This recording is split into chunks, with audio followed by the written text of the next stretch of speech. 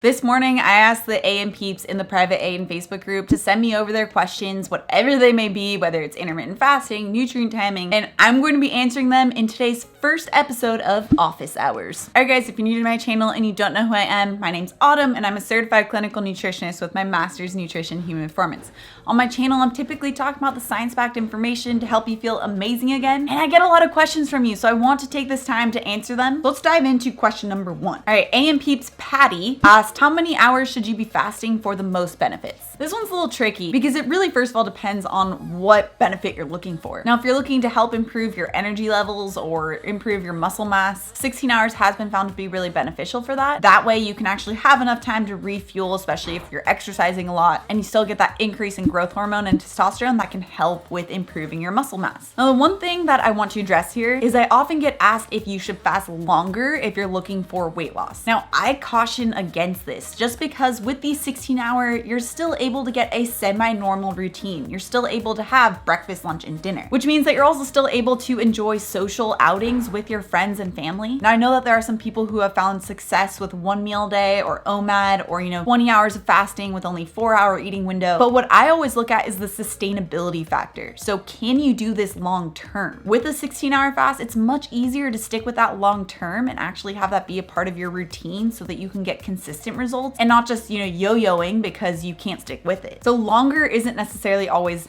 better. And the first thing that I always want you to think about whenever you implement anything into your lifestyle is, can I do this long term? And of course, the first week or so may always be a little bit more difficult where you might think, no, I can't do that. That's how I was when I first looked into intermittent fasting. I was like, no way, I can't fast for 16 hours. But if after a first week or two, you see that you can't implement something long term, then I wouldn't recommend it. Okay, so Tut, sorry if I'm not pronouncing that correctly, is asking a really interesting question. Basically, she's describing that she's been using the intermittent fasting program for 3 months and she used to really love eating junk food, but lately she's noticing that the junk food doesn't taste very good to her. Again, this is something I see with a lot of my clients, that they used to have a lot of things like ice cream or cookies or protein bars, but after implementing proper nutrient timing, intermittent fasting, they just don't like them anymore. Now, the reason why this can happen is because a lot of these more junk food items or processed items tend to really increase the flavor profile of those foods to make them a little bit more addictive, or they'll add in more sugar to make it more addictive. And the reason why in the past you never really felt like you didn't like these foods is because we've steadily been increasing it or steadily been exposed to it, so that now this higher sugar level or higher crazy taste level is what you're used to and what you expect out of food. But once you actually go back to eating real food with the proper nutrient timing, with a stable blood glucose level, and you go back to eating those really high sugar, high crazy amount of added flavor foods, they don't taste good because it's such a shock. Okay, Caitlin asked, I'm a nurse on a general medical unit and see a lot of gut related issues. Do you see healthcare providers starting to recommend IF with the research that has been done? This is actually a really cool one because a lot of my clients, whether they have diabetes, GERD, heart issues, or they're just simply looking to lose weight, they'll typically come back to me and let me know that once they spoke to their doctor about what they're doing with the program that I put them on, their doctors are always like, yeah, keep doing it. That is fantastic. And they'll even show me the blood tests that they have before and after when we start to make those changes, especially in relation to the nutrient timing and intermittent fasting. Like just recently, I had one of my clients who's a 70-year-old man and he had a previous heart attack. Now, he used to have really high cholesterol levels. He had high LDL. He also had high triglycerides. And he just recently came back for a follow-up appointment, showed me his lipid profiles, and his HDL, LDL, and triglycerides are all in very normal, very healthy range. In fact, they're in such a normal, healthy range that his doctor even cut his Lipitor or his cholesterol medications in half. I mean, intermittent fasting in general is going to stimulate that natural process of the MMC pathway, which is a natural process, a natural cleaning process for the body. It's also been found with helping to improve insulin resistance, which is something that we know is a huge problem in the US. Now, whether or not the medical community or in hospitals they'll start recommending it,